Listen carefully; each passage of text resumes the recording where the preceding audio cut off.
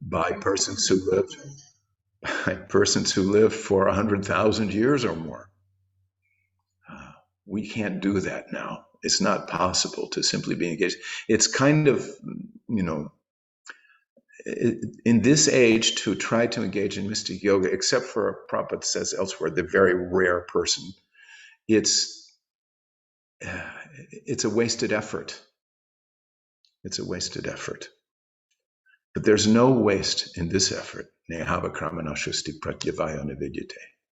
Even a little, svulpa, even a little bit of progress on this path can give one enormous benefit. Srila Prabhupada talks about a spiritual bank account. You chant Hare Krishna. You associate with the devotees. Even you're not able to complete the process in this life for whatever reason. None of that credit, spiritual credit, is lost. It's yours to continue from as you catch it up again. That's our good fortune in Krishna consciousness. And it's a good fortune that devotees try to share everywhere.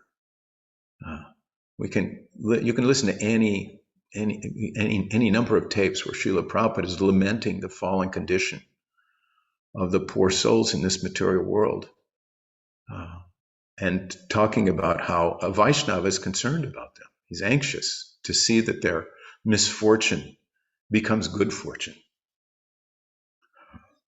So, would anybody like to? I have to look. Are there any comments or questions? We got things in the chat box. I have a question. Yes. What I hope I didn't space out when this was being discussed, but we talk about these different cities. And Prabhupada says that real yoga is to meditate on Vishnu. So if the real yogi is meditating on Vishnu within the heart, what is the point of his attaining these cities to begin with? If they're only going to, potentially trap him and distract him? Or is it just a natural byproduct of this practice that you develop these?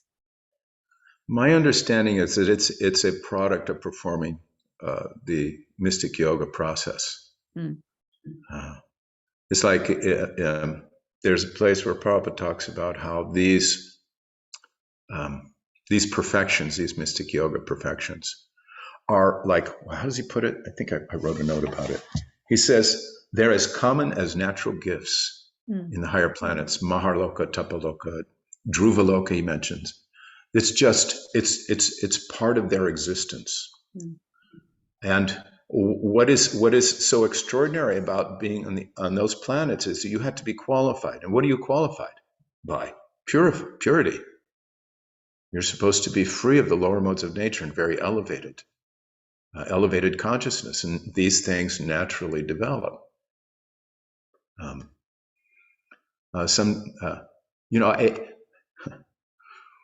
I sometimes wonder when I see a very elevated Vaishnava, I think, I'll bet he has all the mystic cities and he's just not showing them. I've heard it said before about Srila Prabhupada. Oh yes, but it's not something that's indulged in by someone who's actually fully engaged in Krishna consciousness, even though they may possess those achievements or super achievements, Prabhupada calls them. A follow-up comment to that. It seems, because Prabhupada in this purport describes it as a lower stage of the mystic yoga, the highest stage being to, or at least almost highest stage to, connect with Paramatma.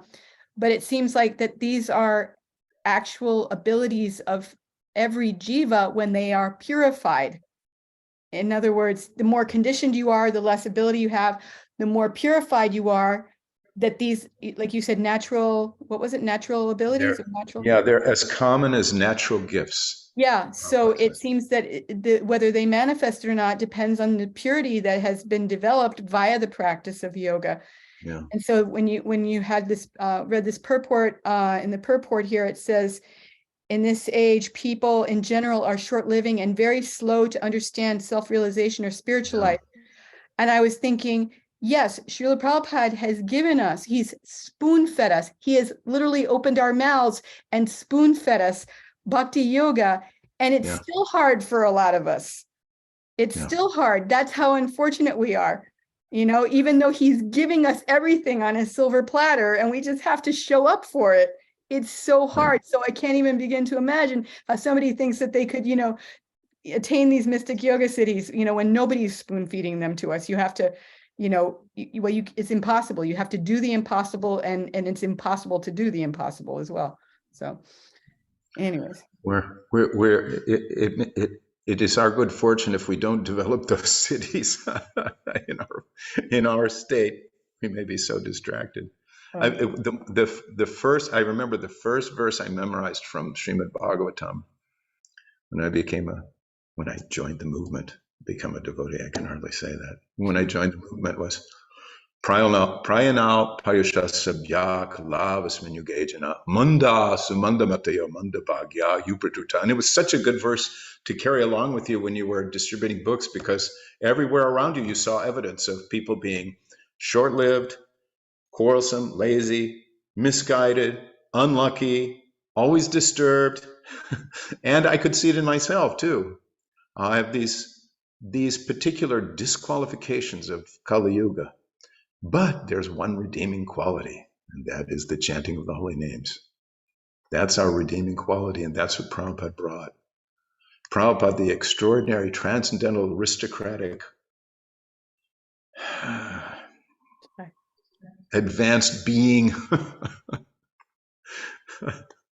Yeah, I was reading the other day that Srila Prabhupada was preparing to get off the boat. I guess it was Boston Harbor. And he turned to the captain and said, I have a set of my Bhagavatams. Will you make a purchase? They are $16. And the captain gave him $20. So Prabhupada got off the boat with $20. But such sublime faith to carry on in the faith. I mean, in the face of this, we don't really understand what culture shock is. We're very comfortably ensconced, even though we're uncomfortable in this age. But we have our friends and associates, and we can go out the door and talk to the neighbor, and everybody, there's a certain coterie of people around us that we know and are familiar with. Prabhupada left that all behind, every bit of it. He arrived, except for expecting to meet up eventually with his sponsors, the Agarwals. He was basically without any friends whatsoever here. But he did it because he had Krishna. He's a fully realized soul. He had Krishna in his heart. What a wonderful testimony to his greatness. What else? Is there anything else in this chat box? Yes, my husband left a comment in the chat box. Kendra Prabhu says, seems that although the yoga siddhis might appear impressive from our earthly point of view, since they simulate various aspects of God's power, nice point, from the point of view of Vaikunthavasi, they're all child's play, cheap magic tricks, computer-generated special effects. It's also interesting how Prabhupada says being able to take directions from Paramatma is greater than any material siddhi. Yeah, very nice point. It's a much more elevated position than being able to engage in these cheap tricks. It's interesting too. I mean, when you read about these things, I mean, there's a Ishitva. It's the siddhi of being able to create and annihilate at will. Vashidva, to control the material elements. Prakamya, never frustrated in any material desire. These are from first canto, Bhagavatam. Kamavashayata, assume any shape or form one may even whimsically desire. Prabhupada uses that phrase. Assume any shape or form one may even whimsically desire. So to a materialistic person, these perfections, well, they may even mistake them for being spiritual, although they have to do with matter. When you analyze them, it's all about manipulating matter according to one's desire. Be able to reach out and grab matter, to be able to become small in that matter, to become heavy in that matter. It's not on the spiritual platform, actually, but it is extraordinary nonetheless from our limited point of view. Thank you for that comment, Akendra Prabhu. There's also a comment from Ananta Shesha Prabhu. He says, we are very fortunate to be part of the Bhagavad Gita verse, Manushyanam Sahasreshu, verse through Prabhupada. Yeah, out of many thousands, but how we got that, you know? I mean, I was at Niranjan Swami's Vyas Puja in Mayapur this year. And, you know, he's just so endearing because he's so self-effacing. You know, he has all these disciples, many from Russia and Eastern European countries, and they're there, and they put on a wonderful Vyas Puja in his honor. But he's saying, you know, I'm no one special. He said, when I got a book, I was just looking for a book about yoga. Or, you know, I wasn't looking for Krishna. And he was talking about how Prabhupada created our good fortune. We should understand it that way. Now we may see devotees who like leap into Krishna consciousness and rocket forth in advancement in spiritual activities and recognize, oh yes, there must be something from previous life. And we know from different references that Prabhupada made is that you typically pick up from your spiritual life from some previous spiritual activity or contact. But I can also say for sure that there was nothing there. I was a nothing, not a nothing burger, nothing veggie sandwich. I had nothing going, you know. So, yeah, if we are to be counted as fortunate among many thousands of men, Manushyanam Sahasreshu Kaschid Yatati Siddhaye. Yatatam api siddhanam kaschin mam veti tatvataha. Among many thousands of men who achieve perfection, hardly one knows me in truth, Krishna says. So we would like very much to know Krishna in truth. And by attending discourses with His Holiness Jayadvaita Swami, I'm hoping that maybe that can one day be the case for me. Any other comments or questions? Yes, Mother Tulsi Priya. Prabhuji, piggybacking on my husband's comment about, actually there's two things, but taking direction from Paramatma is greater than any material city. It reminds me of a purport that I've always liked very much from second canto, second chapter, text 35. It says, actually, the Lord is not perceivable by our present materialized senses, but when one is convinced of the presence of the Lord by a practical service attitude, there is a revelation by the Lord's mercy, and such a pure devotee of the Lord can perceive the Lord's presence always and everywhere. He can perceive that intelligence is the form, direction of the Paramatma plenary portion of the personality of Godhead. The presence of Paramatma in everyone's company is not very difficult to realize, even for the common man. So I was remembering that because sometimes, you know, I'm very mental sometimes, and sometimes I think to myself, I'm going to try to be simple.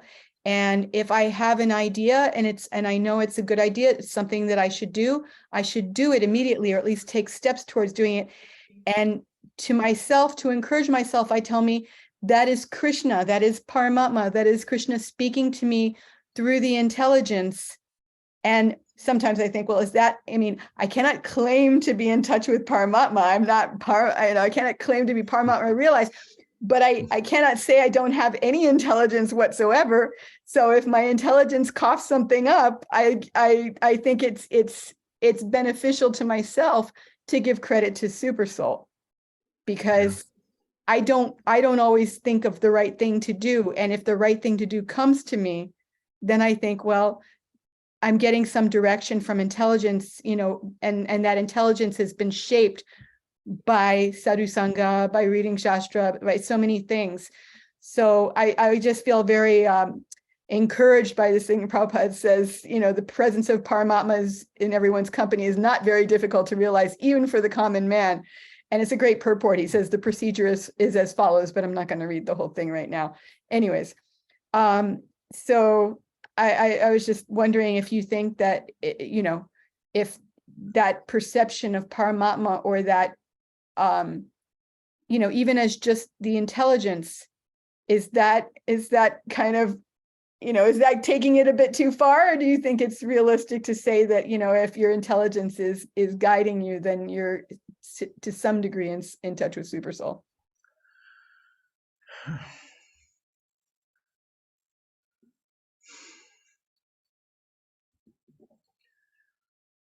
If your intelligence is in agreement with instructions of Shastra and with the instructions of your spiritual master, then you can take it that, yeah, we're on a good page with the Supersoul. That's a safe position. We've been conditioned for many, many, many lifetimes. And we've also, because of our 4 defects, we've been conditioned in such a way to make one blunder after one illusion, after one faulty sense perception, after one, you know, after one miserable mistake after another. We have that tendency to think we know when we don't, and to be cocksure when we really shouldn't be, and sometimes to be doubtful when we shouldn't be. But fortunately, we have this triad, you know, Guru, Sadhu, Shastra. When those align with our purpose, which we may, then we can be sure of our connection, our proper connection to the Lord in the heart. You know, I mean, certainly I mean, Prabhupada said, you make advancement, you worship the Lord, and He'll speak to you. The deity will speak to you. The Lord will speak to you from within your heart. There's no question. But we have to be very careful. I certainly know I have to be. So, is that all right? Yeah, I think you touched on something that I left out. I wasn't able to put it together quickly enough. And that's, you said sometimes we doubt what we should do. Like sometimes we think we know what we should do, and sometimes we doubt. And that's kind of what I was referring to. You've got a million things and you're like, I don't know, should I do this? Should I do that? I don't know. And you become paralyzed. And then something comes. And it's like, in one sense, even if you make a mistake, any kind of action, if it isn't completely brainless, is better than being paralyzed. So that's kind of what I'm referring to, is when you don't know what to do and you get a good, you know, a good bit of information comes to you, whether from without or within, then you can say, yes, I'm being guided. But, you know, because there's the intelligence and then there's the mind saying, but what about this? And what about that? And I don't know what to do. And, you know, what if it goes this way? And what if it's a failure? And, you know, so many different things. And sometimes you just have to do something, you know? So anyways, but you answered my question very nicely. And thank you for bringing that up about doubts, because that is my nemesis. Yeah, it's part and parcel of being in this material world, I think. Thank you. Is there anything else? I noticed that His Holiness Jayadvaita Swami has joined us. He's joined us for some time now. Guru Maharaj, would you like to pipe in? No, I'm just listening. Thank you. Okay.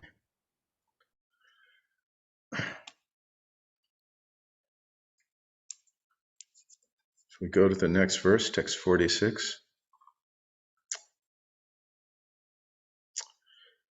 Kumara utsuhu yuntarti tauriti kato pituratmanam tvam Sojayavano Nayanamulam Anantaradhaha Yarhiva Karna Vivarena Guham Kutona Pitranuvarnitaraha Bavad Udbhavena.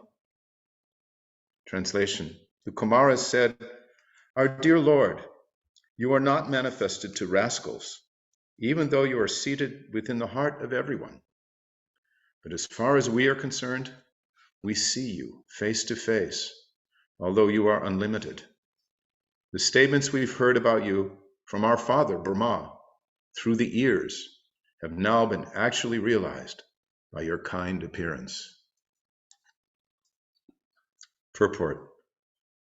The so-called yogis who concentrate their mind or meditate upon the impersonal or void are described here. This verse of Srimad Bhagavatam describes persons who are expected to be very expert yogis, engaged in meditation, but who do not find the Supreme Personality of Godhead seated within the heart. These persons are described here as duratma, which means a person who has a very crooked heart, or a less intelligent person just opposite to a Mahatma, which means one who has a broad heart. Those so-called yogis who, although engaged in meditation, are not broad-hearted, cannot find the four-handed Narayan form, even though he is situated within their heart. Although the first realization of the Supreme Absolute Truth is impersonal Brahman, one should not remain satisfied with experiencing the impersonal effulgence of the Supreme Lord. In the Ishopanishad also, the devotee prays that the glaring effulgence of Brahman may be removed from his eyes so that he can see the real personal feature of the Lord and thus satisfy himself fully. Similarly, although the Lord is not visible in the beginning because of his glaring bodily effulgence, if a devotee sincerely wants to see him, the Lord is revealed to him. It is said in Bhagavad Gita that the Lord cannot be seen by our imperfect eyes. He cannot be heard by our imperfect ears, and he cannot be experienced by our imperfect senses. But if one engages in devotional service with faith and devotion, then God reveals himself.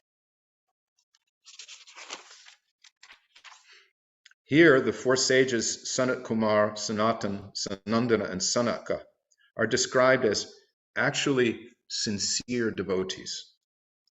Although they've heard from their father, Brahma, about the personal feature of the Lord, only the impersonal feature, Brahman, was revealed to them.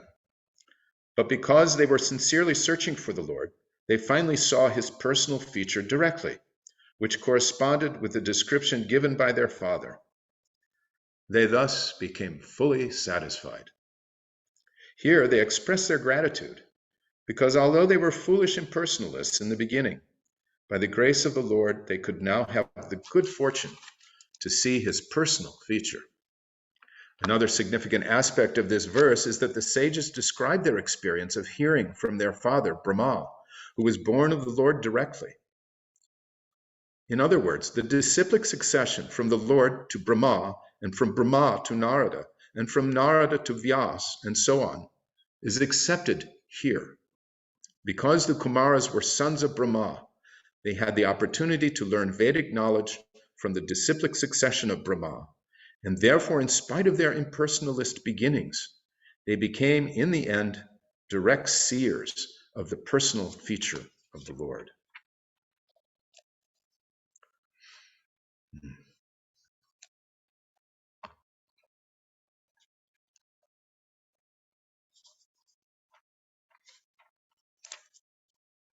So it's kind of a spiritual journey of the four Kumaras being described here. They were directly sons of Brahma, the firstborn sons of Lord Brahma.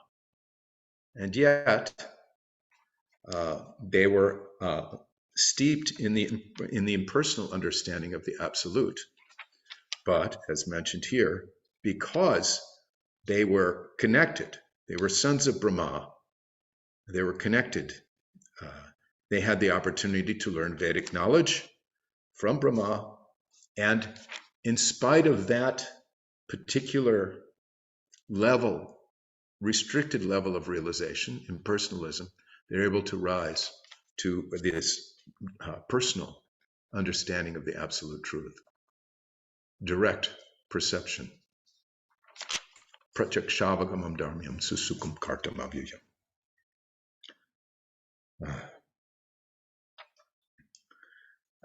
Srila Prabhupada starts off the purport by talking about expert yogis. They're very, very expert in meditation. They may have indeed achieved an impersonal understanding of the absolute Brahman realization, but they can't find the Supreme Personality of Godhead, who is seated in their heart and the heart of every being. That great personality who is closest might as well not be there as far as their understanding is, as far as their awareness is concerned. And then Prabhupada says something very strong. He says these persons are described here as duratma. Actually, that's said by the Kumaras, which means a person who has a very crooked heart, or a less intelligent person just opposite to a Mahatma, which means one who has a broad heart. That's something that can be discussed. What it actually means to be broad-hearted, and what it means to have a crooked heart. Krishna is described in the first canto of Bhagavatam as the benefactor of the truthful devotee.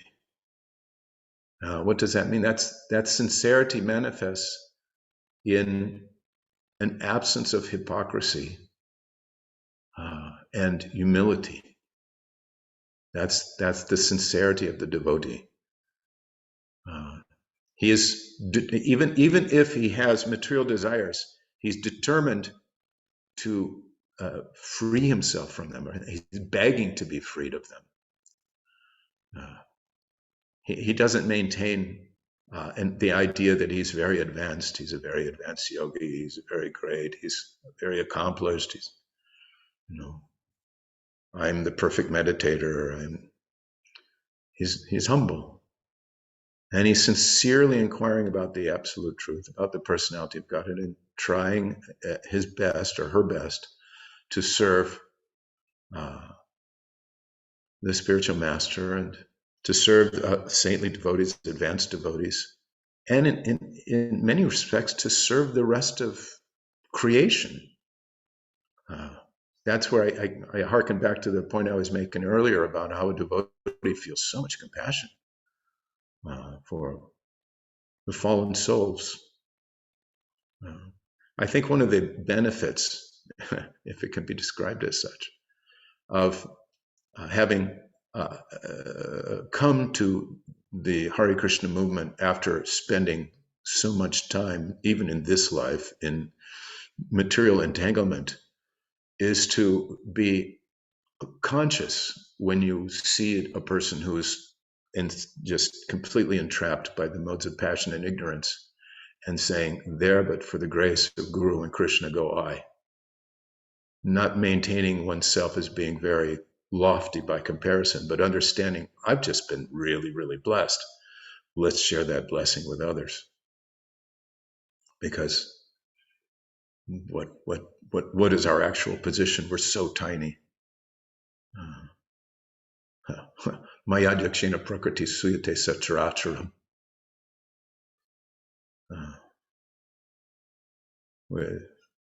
We all, without the association of the Vaishnavas, without the shelter of the spiritual master, we're all this person. Duratma. That's our position. And a Mahatma, he's broad-hearted. To me, that means that his care and concern and love go to the personality of Godhead without any conditions. His heart is open and full of love for Krishna. And it spills over to all the other living entities because he sees them in relation to Krishna. That's a Mahatma. Does anybody have any comments or questions?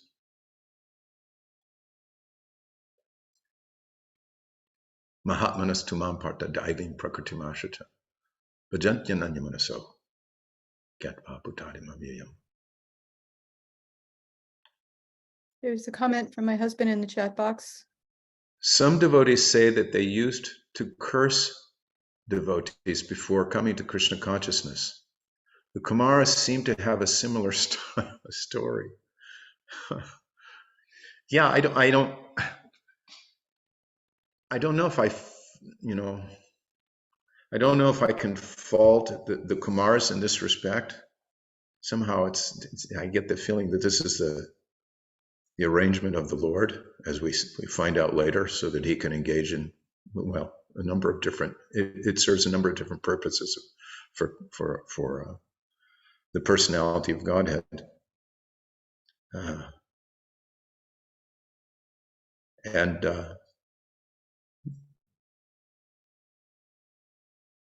But yeah, I had one, I won't mention his name, but I served early on in the Detroit temple with a devotee who used to throw tomatoes at the devotees when he saw them in Harinam.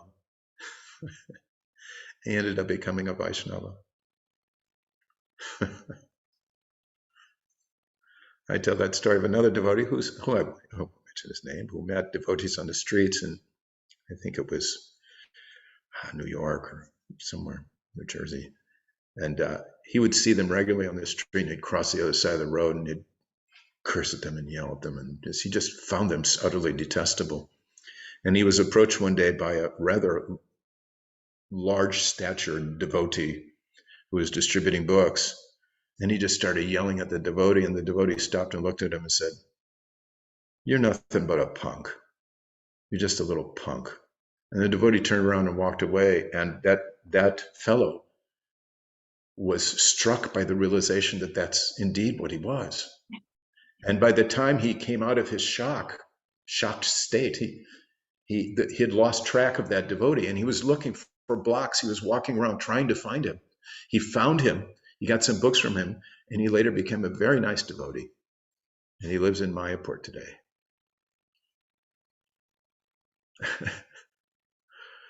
So yeah, there's that. I think we can't place the four Kumaras on that level, though. And perhaps the four Kumaras are intimating that they're Duratma in this verse, but I think not. I see them as having impersonal realization, but just at the right moment they come up. And that impersonal realization, I mean, who is it?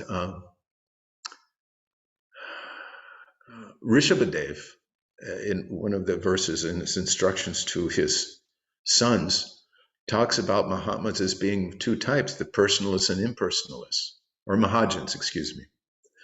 And so he's not counting them as insignificant or deranged or Duratma, but we may make a differentiation between impersonalists who have just reached this impersonal understanding without further information of the personal feature of the absolute truth, and those who are willfully and stubbornly against the personal feature of the absolute, denying it, decrying it. God has no form, God has no hands, God has no legs, God has no associates, God is not a person.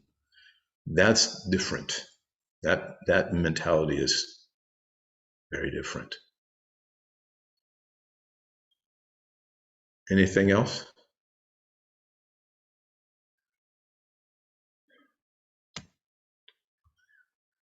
So,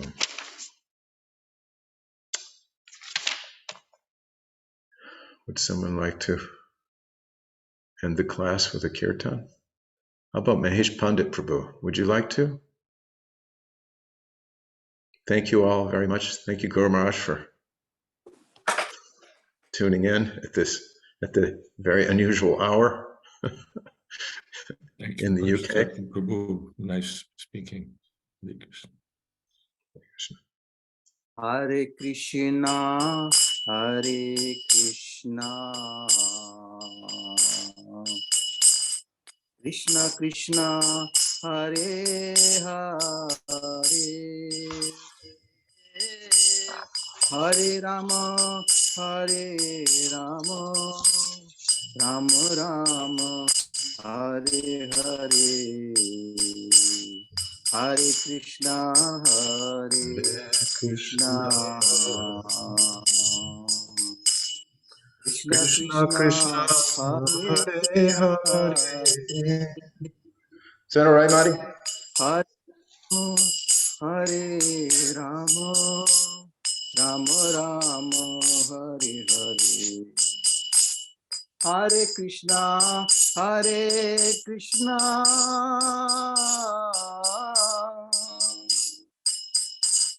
Krishna Krishna, Hare Hare, Hare Rama, Hare Rama, Rama Rama, Hare Hare, Hare Krishna, Hare Krishna, Krishna Krishna, Hare Hare, Hare Rama, Hare Rama, Rama Rama, Hare Hare, Hare Krishna, Hare Krishna,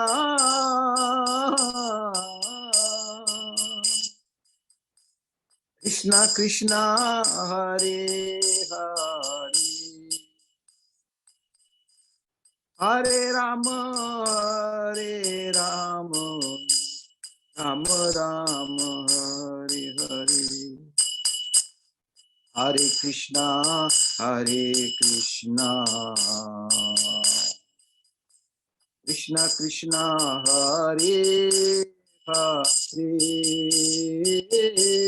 Hare Rama, Hare Rama, Rama Rama, Hare Hare,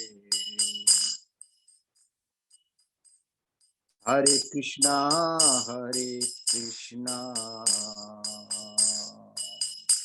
Krishna Krishna, Hare Hare, Hare Rama, Hare Rama, Rama Rama, Hare Hare.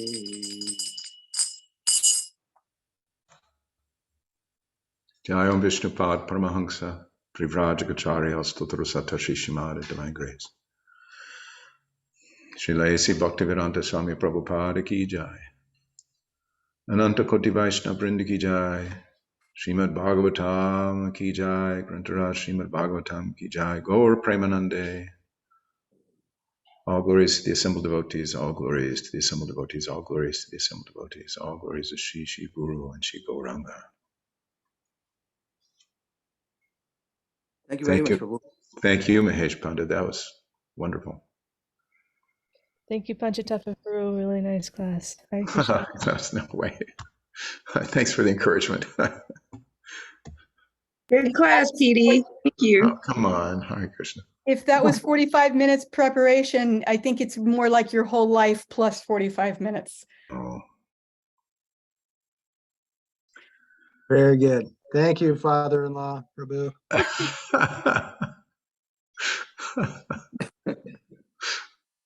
Hare Krishna. Thank you, everyone, for joining us tonight. Please share those class links with your friends, and I hope we will see you all tomorrow, Thursday, for Chaitanya Charitamrita class. Right. So, Srimad Srimad Bhagavatam ki jai. His Holiness Jayadvaita Swami Maharaj ki jai.